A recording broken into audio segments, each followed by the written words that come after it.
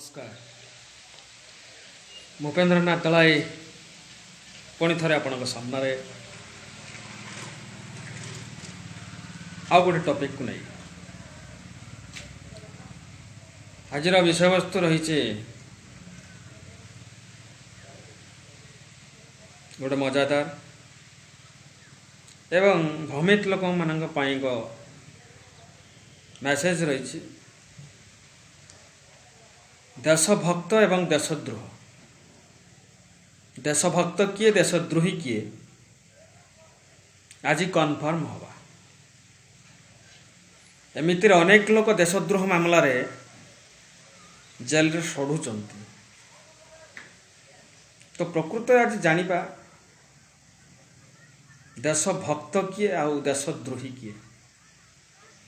किछि लोक जानिचंती वंदे मातरम कहिदेले देशभक्त हो गला, पाकिस्तान जिंदाबाद कहले देशद्रोही हो गला। एमती अनेक लोक भावती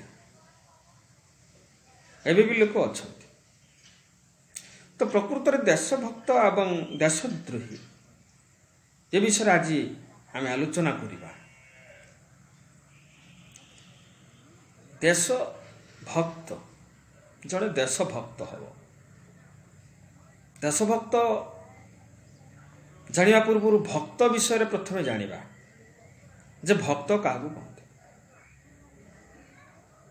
भगवानंकर मनर मनीष हेले भक्त जे भगवान को भल पाए, भगवान को जाने, भगवान को निर्देश रे से कंटाए कंटाए चले, भगवानंकर निर्देश जहाँ अच्छी कथा जहाँ अच्छी से मानि चले, कंटाए कंटाए मानि चले, प्रतिवाद करे ना, अफसोस करे ना, क्वेश्चन करे ना।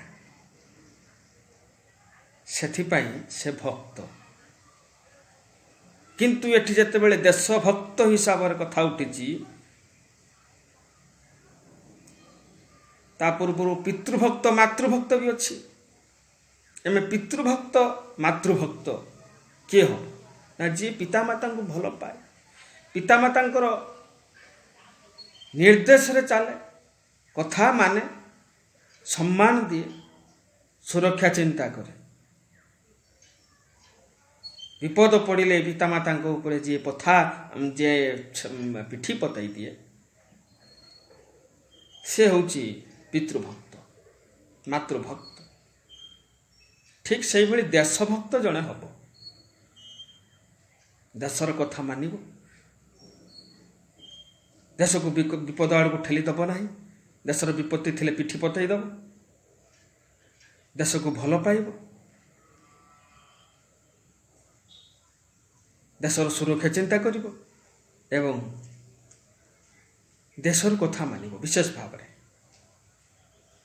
देशर कथा कौन देश कथा कहे देशर कथा है संविधान। संविधान मूले देश चलिब, समस्ते चलिबे। तो संविधान को सम्मान देवा समस्त कर्तव्य एवं जी सम्मान दिए से होची देशभक्त। जे संविधान निर्देश रे कंटाए कंटाए चले, सम्मान दिए, संविधान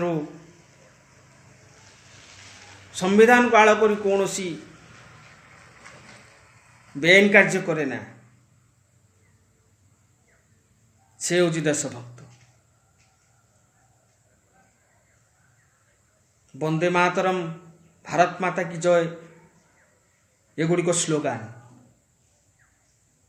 जड़े देखे भी कही पारे, क्षेत्र किसी जास ना, किंतु भारतर कथा मानिबा, भारत मातार निर्देश रे चलिबा, संविधान निर्देश चलिबा एटा प्रकृत देशभक्त। कारण जिते पराधीन भारत थिला, इंग्रेज मान कब्जा रे थिला, सेते बेले वंदे मातरम भारत माता की जो स्लोगान दिया जाउथला एकत्व पाई। कारण जनता एकत्व नहेले, एकता नहेले देश स्वाधीन हो ना, हो पार ना। से देश जाति को, देशर समस्त नागरिकों को एकत्व करने, एकता करने, भारत माता की, भारत मातार ଜୟଗାନ କରାଯାଏ। ଭାରତ ମାତା କି ଜୟ, ବନ୍ଦେ ମାତରମ୍ ସ୍ଲୋଗାନରେ ଶହ ଶହ ହଜାର ହଜାର ଜନତା ଏକତା ହେଉଥିଲେ ଏବଂ ଆନ୍ଦୋଳନ ଚାଲିଥିଲା। ଏହି ଏକତାକୁ ବରଦାସ୍ତ କରି ନ ପାରି ଇଂରେଜ ସରକାର ଚାଲି ଯାଇଥିଲେ। ଦେଶ ସ୍ୱାଧୀନ ହୋଇଥିଲା। ତେଣୁ ସେତେବେଳେ ଏହି ସ୍ଲୋଗାନ ଦରକାର, ଯେତେବେଳେ ଏକତା ଦରକାର। ଭାରତ ମାତା ବିପଦରେ ପଡ଼ିଛି, ସମସ୍ତଙ୍କୁ ଏକ ହେବାକୁ ପଡ଼ିବ। ଦେଶ ସ୍ୱାଧୀନ ହେଲା ପରେ ଆଉ ଭାରତ ମାତା ବିପଦରେ ନାହିଁ, ଦେଶ ସ୍ୱାଧୀନ ହୋଇଗଲା।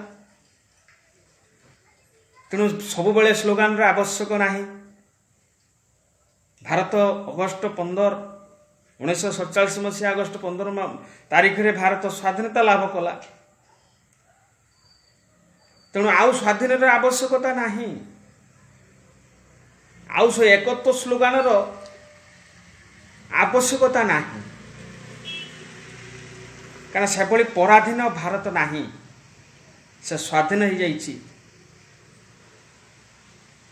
ଭାରତ ମାତାର ମାଟି, ତାର ସୀମା ସୁରକ୍ଷିତ, ସେ କାହାରି ଅଧୀନରେ ନାହିଁ। ତେଣୁ ସ୍ଲୋଗାନର ଆବଶ୍ୟକତା ଏବେ କ'ଣ ଦରକାର? ଏବେ ଭାରତର ନିର୍ଦ୍ଦେଶ ମାନି ଚାଲିବ, ଭାରତର ସମ୍ବିଧାନ ଅନୁସାରେ ଚାଲିବା। ଏହି ସମ୍ବିଧାନ ଅନୁସାରେ ଚାଲିବା ପାଇଁ ଯେଉଁ ପ୍ରସ୍ତୁତ ହେଲା, ସରିଲା, ସମ୍ବିଧାନ କାର୍ଯ୍ୟକ୍ଷମ ହେଲା, ତାକୁ ସାଧାରଣତନ୍ତ୍ର ଦିବସ ଭାବରେ ଆମେ ପାଳନ କରୁଛୁ। ଜାନୁଆରୀ 26। ଅଗଷ୍ଟ 15 ଭାରତ ସ୍ୱାଧୀନତା ଲାଭ କରିଥିଲା। ତେଣୁ ତାକୁ ମନେ ପକାଇବା ପାଇଁ, ତାର ସ୍ମୃତି ପାଇଁ ଆମେ ଅଗଷ୍ଟ 15କୁ ସ୍ୱାଧୀନତା ଦିବସ ରୂପେ ପାଳନ କରୁଛୁ ଏବଂ ସାଧାରଣତନ୍ତ୍ର ଦିବସ ରୂପେ ଜାନୁଆରୀ 26କୁ ପାଳନ କରୁଛୁ। କାହିଁକି ନା ସେଇ ଦିନଟାକୁ ମନେ ପକାଇବା ପାଇଁ, ଭାରତ କେମିତି ସ୍ୱାଧୀନତା ହେଲା ସେଇ ଦିନଟା ମନେ ପକାଇବା ପାଇଁ ଆମେ ଏହି ଦିବସକୁ ପାଳନ କରୁଛୁ। ସାଧାରଣତନ୍ତ୍ର ଦିବସ ହେଉ ବା ଅଗଷ୍ଟ 15, ସେଇଦିନ ଆମେ ଯେତେ କହିପାରିବା ମନେ ପକାଇକି ଭାରତ ମାତା କି ଜୟ, ବନ୍ଦେ ମାତରମ୍, କିଛି ଅସୁବିଧା ନାହିଁ। କିନ୍ତୁ ଆମେ ଡେଲି କହିବା ଆବଶ୍ୟକ କ'ଣ ଅଛି? ଆମର କ'ଣ ଭାରତ ପୁଣି ପରାଧୀନ ହୋଇଗଲା କି? ଆମେ ବାରମ୍ବାର କହିବା, ଯିଏ ପ୍ରକୃତରେ ଦେଶକୁ ଭଲ ପାଏ, ଦେଶକୁ ପ୍ରେମ କରେ, ସେ ସତରେ ଚାଲେ ଆଉ ସମ୍ବିଧାନ ଅନୁସାରେ ଚାଲେ। ସେ ବେତାଳ କରେ ନା, ସେ କାହାରି ଉପରେ ରାଗେ ନା। ସତରେ ଚାଲିବା ଲୋକ କାହାରି ଉପରେ ରାଗେନି, କିନ୍ତୁ ତା ଉପରେ ଅନେକ ଲୋକ ରାଗନ୍ତି। ଏହି ବ୍ୟତିକ୍ରମ। ତେଣୁ ଆମ ଦେଶ ସ୍ୱାଧୀନ ହେଲା, ସମ୍ବିଧାନ ରହିଲା, ଆମର ସବୁ ବ୍ୟବସ୍ଥା ରହିଲା, ସୁରକ୍ଷା ଦେବା ପାଇଁ ଆମର ମିଲିଟାରୀ ଫୋର୍ସ ରହିଲା, ପ୍ରତିରକ୍ଷା ବିଭାଗ ସିଏ ରହିଲା, ଆଉ ଯେତେ ବ୍ୟବସ୍ଥା ରହିଲା, ଶୃଙ୍ଖଳା ପାଇଁ ପୋଲିସ ବିଭାଗ ରହିଲା। ତେଣୁ ଆମକୁ ଆଉ ଏକତାର କ'ଣ ଦରକାର? କେବଳ ଭଲ ପାଇବା, ସମ୍ବିଧାନକୁ ନେଇ ଚାଲିବା, ଏଇଟା ହେଲା ଦେଶଭକ୍ତିର କାମ। ମୁଁ ଯଦି ଭାରତର କଥା ମାନୁନାହିଁ, ଅର୍ଥାତ୍ ସମ୍ବିଧାନକୁ ମାନୁନାହିଁ, ତାହେଲେ ମୁଁ ଦେଶଦ୍ରୋହୀ। ଯଦି ମୁଁ ବାପାଙ୍କ କଥା ମାନୁନାହିଁ, ମାତାଙ୍କ କଥା ମାନୁନାହିଁ, ତାଙ୍କ ଏଗନେଷ୍ଟରେ ମୁଁ ଯାଉଛି, ତାହେଲେ ମୁଁ ପିତୃଦ୍ରୋହୀ, ମାତୃଦ୍ରୋହୀ। ଠିକ୍ ସେଇଭଳି ମୁଁ ଯଦି ଭାରତ ମାତାର କଥାରେ ନ ଚାଲିଲି, ତାଙ୍କୁ ବିଶ୍ୱାସ ନ କଲି, ତା ବିରୁଦ୍ଧରେ ଗଲି, ମୁଁ ହେଲି ଦେଶଦ୍ରୋହୀ। এইটাକୁ ଦେଶଦ୍ରୋହୀ ମାନିବାକୁ ପଡ଼ିବ। କିନ୍ତୁ ପାକିସ୍ତାନ ଜିନ୍ଦାବାଦ କହିଦେଲେ କେହି ଦେଶଦ୍ରୋହୀ ହେବ ନାହିଁ। କିନ୍ତୁ ଯିଏ ଭାରତ ମାତାର ମାନେ ବିରୁଦ୍ଧରେ ଯିବ, ବିରୁଦ୍ଧରେ କଥାବାର୍ତ୍ତା করে ସ୍ଲୋଗାନ ଦେବ, ସେ ଦେଶଦ୍ରୋହୀ। କାରଣ ସେ ଭଲ ପାଇନି ବୋଲି ତାର ପ୍ରମାଣିତ। କିନ୍ତୁ ଅନ୍ୟ ଦେଶକୁ ପ୍ରଶଂସା କଲେ କିଛି ଅସୁବିଧା ନାହିଁ, ସେଟାରେ ଆମେ ଦେଶଦ୍ରୋହୀ ହେଇଯିବାନି। ଆମେରିକା ଜିନ୍ଦାବାଦ, ରୁଷିଆ ଜିନ୍ଦାବାଦ, ପାକିସ୍ତାନ ଜିନ୍ଦାବାଦ, ଏସବୁ କହିଲେ କେହି ଦେଶଦ୍ରୋହୀ ହେବନି। କି ପାକିସ୍ତାନ ମୁର୍ଦାବାଦ କହିଲେ କେହି ବଡ଼ ଦେଶଭକ୍ତ ହେଇଯିବନି। ଦେଶଭକ୍ତ ହେଲେ देशर कथा मानक पड़ो देश को भूल पाइक पड़ो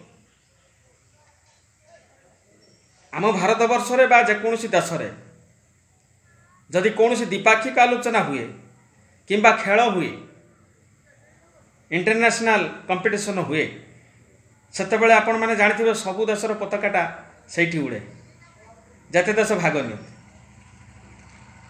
भारत को पाकिस्तान खेलिबा को आसिले पाकिस्तान पताका भी भारत रे उड़े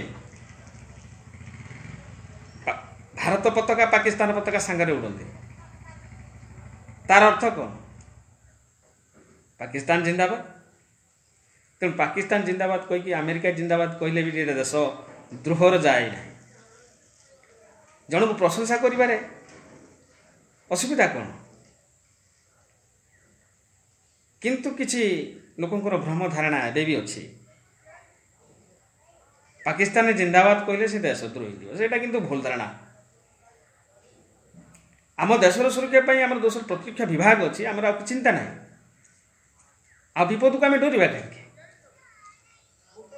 से जातिसंघ भी अच्छी डरबार कहीं जड़े आटाक करुटाक करने व्यवस्था अच्छी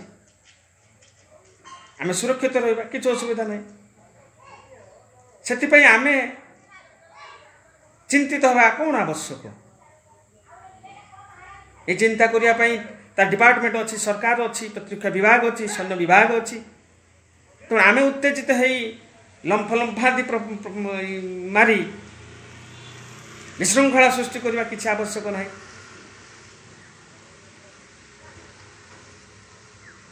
तेणु देशद्रोहीटा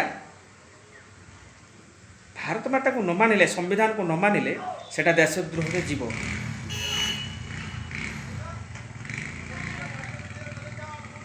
से किसी तिले मात्र सन्देह ना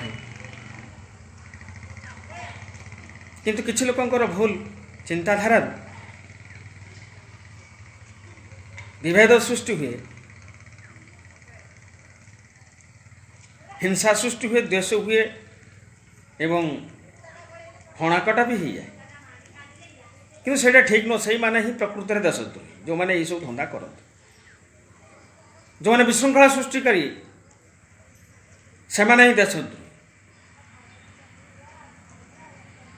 तेणु विशृंखला सृष्टि कले श्रृंखला भितर को जीवा पड़े श्रृंखला है जेल किंतु जे श्रृंखला जे सत्रे जे देश प्रेम ठीक भाव करे जे संविधान को माने से श्रृंखलित तेणु सी ताकू श्रृंखला आवश्यक नहीं ताकू जेल आवश्यक नहीं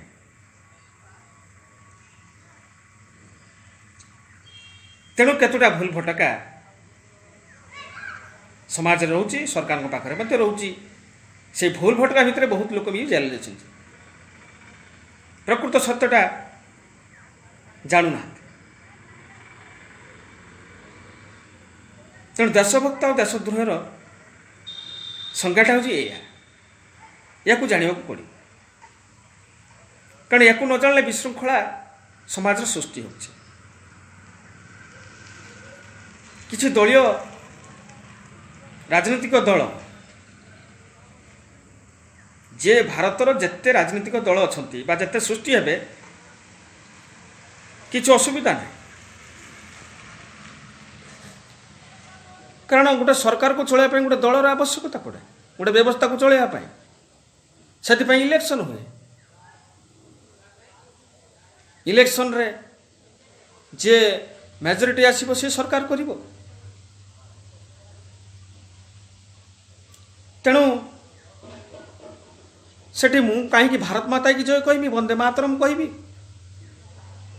कहीदेले कौन लोक एकता है गोटे दल को समर्थन कर कौन भारत पराधीन अच्छी पराधीन है स्वाधीन हम ये कि चिंताधारा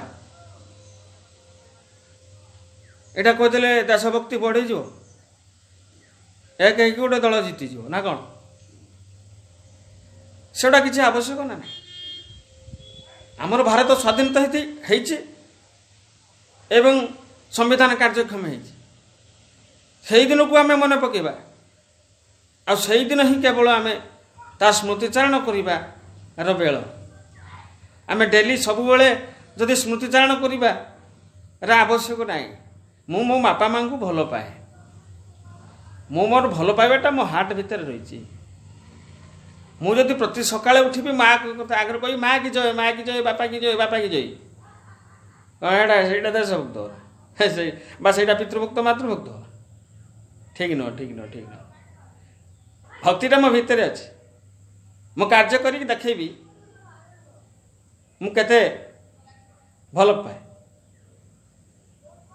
ମୁଁ ଛିଆ ନ କରି ମୁଁ ଡେଲି ମୋ ବାପାଙ୍କୁ ଭଲ ପାଏ, ମୋ ବାପାଙ୍କୁ ଭଲ ପାଏ, ମାଆଙ୍କୁ ଭଲ ପାଏ। ମୁଁ ଡେଲି ସକାଳେ ଉଠିବି କହିବି, ସନ୍ଧ୍ୟାରେ କହିବି, ଆଉ ଦ୍ୱିପହରେ କହିବି, ସବୁବେଳେ କହିବି।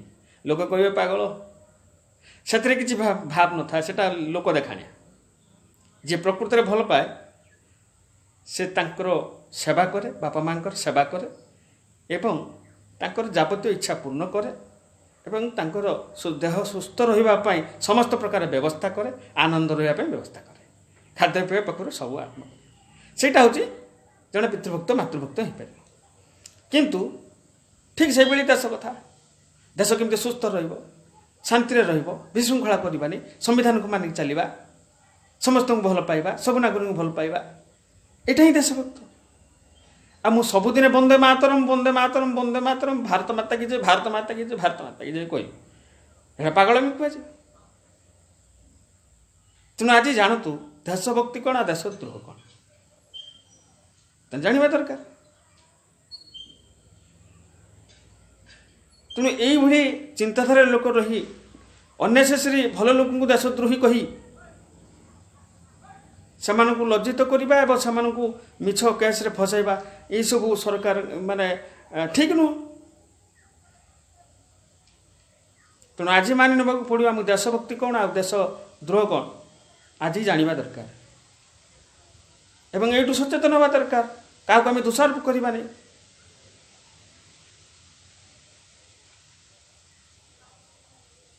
ତେଣୁ ଯେ ଜଣେ ଭାରତୀୟ ମାତା କି ଜୟ କହିଦେଲେ ଯେ ଦେଶ ତାର ଦେଶଭକ୍ତି ହେଲା, ସେ ସାର୍ଟିଫିକେଟ୍ ଦେବା ଆବଶ୍ୟକ ନାହିଁ। ତେଣୁ ଏହି ହେଉଛି ଆଜିର ଟପିକ୍, ବିଷୟବସ୍ତୁ ସମସ୍ତେ ଜାଣନ୍ତୁ। ଦେଶଭକ୍ତ ଏବଂ ଦେଶଦ୍ରୋହୀ, ସେହି ଅନୁସାରେ ଆମେ ଚାଲିବା, ସେହି ଅନୁସାରେ ଆମେ ଶିଖିବା। ଏହା ହିଁ ଆଜିର ଟପିକ୍। ଭଲ ଲାଗିଲେ ଲାଇକ୍, ସେୟାର, କମେଣ୍ଟ କରନ୍ତୁ ଏବଂ ଯେତେ ଯେତେ କମେଣ୍ଟ କରି ସେୟାର କରିବେ ଏ ବିଷୟରେ ସମସ୍ତେ ଜାଣିବା ଦରକାର। ସମସ୍ତଙ୍କର ଭ୍ରମ ଧାରଣା ଅଛି, ଏହା ଏ ବିଷୟରେ ସମସ୍ତେ ଜାଣିବା ବି ଦରକାର। ଆଉ ସେ ଜାଣିବାରେ ସମସ୍ତଙ୍କର ସହାୟତା ମୋର କାମ୍ୟ। ତେଣୁ ଏତିକିରେ ରହିଲେ। ଜୟ ହିନ୍ଦ।